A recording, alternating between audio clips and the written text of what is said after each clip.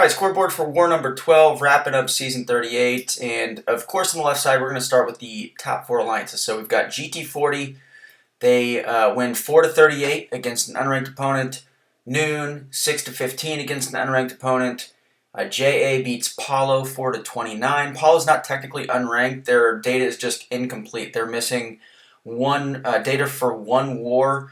However, if they had that data, no matter how bad it was, they would very likely be a top 15 alliance. So they're certainly better than an unranked alliance, but that's why they have the IN label, just for incomplete. But you guys can see that the top three alliances in the world, GT40, Noon, and JA, they are head and shoulders above everybody else. No offense to DSVG, they had an amazing season. But there's a large drop-off in points behind JA. But you guys can see that they all kind of matched alliances that weren't really competitive against them. And throughout the season, you know, their strength of schedule scores are going to vary just because of the lower alliances that they face throughout the season. But I believe that all three of these alliances faced each other at least once. And of course, GT40 and Noon face each other twice. So this is just kind of how the season typically is going to end for these alliances.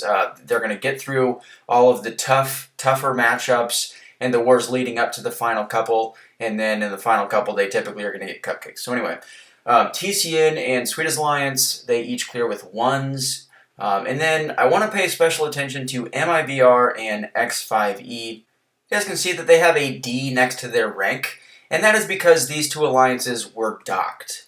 So I just want to make sure that everybody watching this knows that these alliances were docked. If this series or this video in particular becomes some kind of archive for people in the future to reference for docked alliances, I just want it to be very, very clear which alliances were actually docked.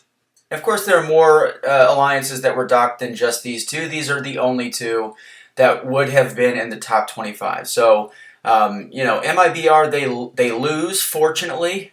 You hate to see people that have cheated in some capacity get wins, but unfortunately, you guys can see the D69, you know, they take a loss to X5E, and I believe the D69 finished in Platinum 1. So, you know, it's just not fair, and whatever the reason or excuse that these alliances have, you know, if your alliance has been docked, you deserve to have a stain that lasts for a while at the very least. So anyway, I wanted to bring attention to that, and then you know, because I run an alliance and I'm making these videos, I do like to highlight my alliance's performance as well, just so everybody can kind of see that. Sometimes it's great and I'm super proud, sometimes it's not so great, but LVT, we did come into this war 12th on the spreadsheet, and we had a bad war. It was our second worst war of the season. We put up a 9, and you know, I've kind of talked throughout this season about, you know, certain alliances have gotten a little bit fortunate, some alliances have gotten a little unfortunate, and there's always contributing factors, multiple contributing factors to an alliance's quote-unquote, you know, luck. And we certainly did not help ourselves with a few of our gaffes, but we also did get, I would say, fairly unlucky this season.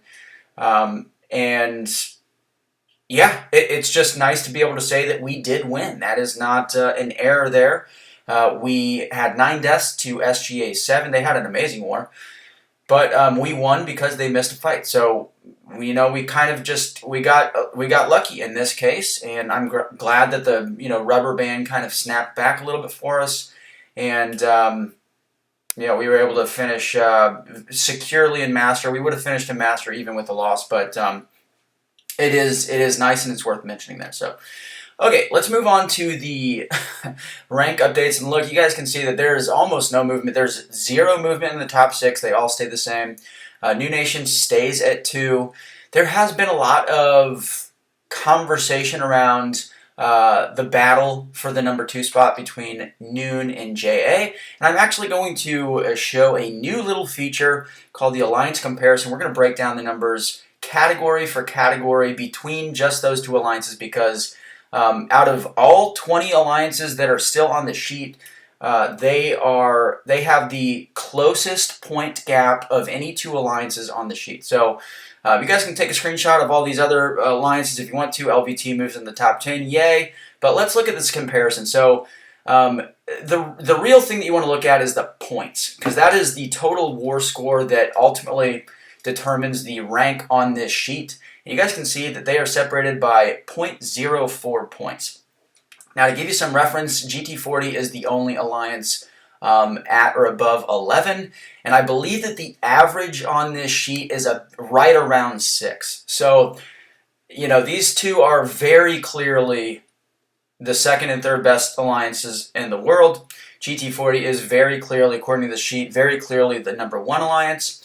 And then the gap between JA and DSVG is almost, I believe it's like 0.75, so it's almost a full point. So these two are incredibly close, but here's what ultimately pushes Noon over the edge. They're very, very close in KOs. You guys can see they died 3 more times total on the season. But they had 2 more wins, and wins is heavily weighted in this system, just as KOs are, because those are ultimately the two most important things. KOs are really the only thing that an alliance has full control over or the biggest influence on. And then wins is ultimately the point of alliance war. Even if you have bad war, if you pull out a win, you deserve some credit for that. So anyway, I just wanted to bring, kind of that up. You guys can take a screenshot of that if you want to as well. Obviously, the way that strength of schedule is calculated has also been kind of a point of contention, and I'm actually going to be working on a video to explain how it's currently calculated, and I will very likely make some changes to it because a lot of people have brought up very good points that it's just not quite indicative of the alliances that or the opponents that alliances are facing throughout the season. So anyway, but you guys can see that JA by the cumulative strength of schedule factor had a significantly harder schedule, but again, JA didn't match GT40 twice. That's worth something. So I understand that it's kind of confusing. It's not a perfect system. No stat system is. I just want to make that clear that I'm not like holding on to this, stubbornly.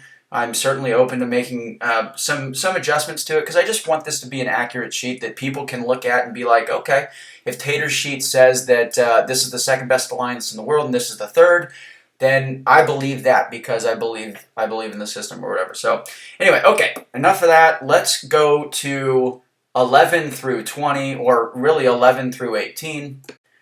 All right, you can see that M retained their position at 11, and then 12 through 16 moved up 1 apiece because MIBR and X5E have been taken off the sheet.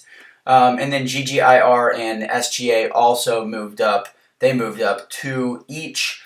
You guys can see the efficiency numbers here, but the reason for the movement is just because of these docks. And again, these are the only 2 docks that would have affected this sheet. That's why they're the only 2 that are listed.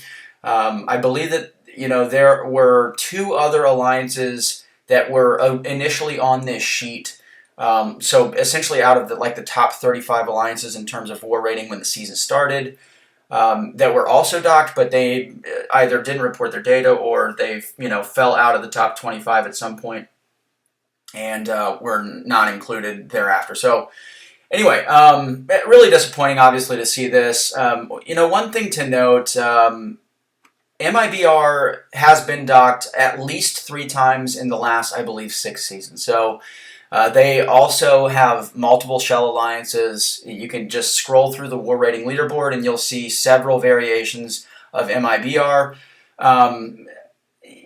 What I would really love, if I was in charge of Alliance War, and God, this is like the #1 fantasy that I have regarding this game, if I could just be at the controls of Alliance War and how it's operated.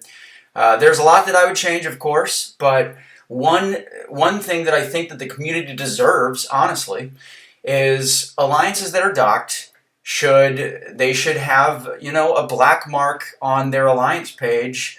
I would say for at least 5 seasons. If you go 5 seasons without being docked, then you can, assume that maybe some changes were made, or maybe they've gone legit, they learned their lesson, maybe they had a bunch of turnover and got, some of the shady characters out of the alliance. Like, whatever the case is, I do believe that, alliance that has cheated at some point eventually should get the benefit of the doubt if they've been provably clean for a certain amount of time. But yeah, when it's very, very clear that an alliance, they just don't give a shit. They're just like, all right, we're going to try to cheat. If we get caught, who really gives a shit? We're going to get bumped from Masters to P1. The rewards difference is negligible. And then, yeah, I mean, if we want to start with a lower war rating so we can get more favorable matches early in the season, have a better chance at finishing high in the leaderboard, then we'll just use one of our shell alliances that starts with the lower rating. So the manipulation of the competitiveness of Alliance War with some of these alliances is really disappointing. Obviously, it's always been here. It's never going to go away permanently. But at the very least, if we can kind of publicize the people that cheat, and more specifically, I think, as an alliance leader or somebody that is an officer in an alliance, in a high-functioning alliance, if you are getting a lot of recruits, or if you're able to reach out to people and you have a kind of a good selling point, being that, hey, we regularly finish in Masters, we're a highly competitive alliance, one of the 20 best alliances in the world, or whatever the case is.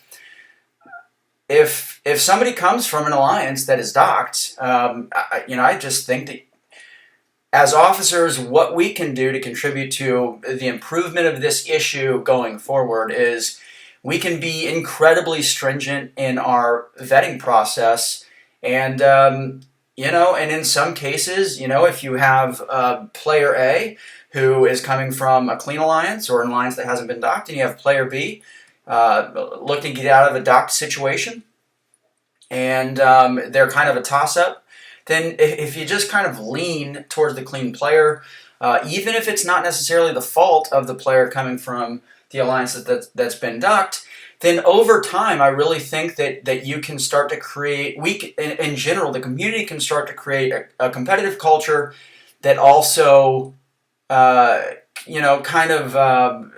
isolates people that have been involved with cheating alliances. And when that happens, or if that happens, then you can start to introduce the idea that a player in alliance, if he notices something iffy about another member in the alliance, he'll speak up, or maybe he'll just decide that he wants to leave that alliance, whatever the case is. So look, I'm not trying to get on a high horse or anything like that.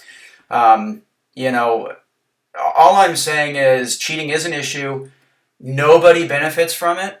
There are only, people that spend items and lose wars because the opponent cheated. I think that nobody could disagree that it's something that should not be in the game. It's very difficult to get out of the game, but, these are just some ideas, and really this is just a ramble. But this has now been my longest update video. Spread the word, guys. Make sure that everybody in your line chats and your community knows that these two alliances were docked. And, if you know somebody in those alliances, I know that some people in these alliances watch these videos, get out of there. Like, leave the alliance, There's no better reason to leave an alliance outside of, like, real-life influences than that alliance, cheated in some way. So, I don't know. But anyway, that is it. Leave a like and a comment. Let me know, if there are any changes that you think you want me to kind of look into making for next season. I do plan on doing this next season as well. Let me know in the comment section. You can say what you want. If whatever comes to mind, go ahead. But obviously, the most productive comments are ones that aren't just straight up insults. So, put a constructive comment in the comment section. I'll respond to that. And, maybe we can make the system a little bit better.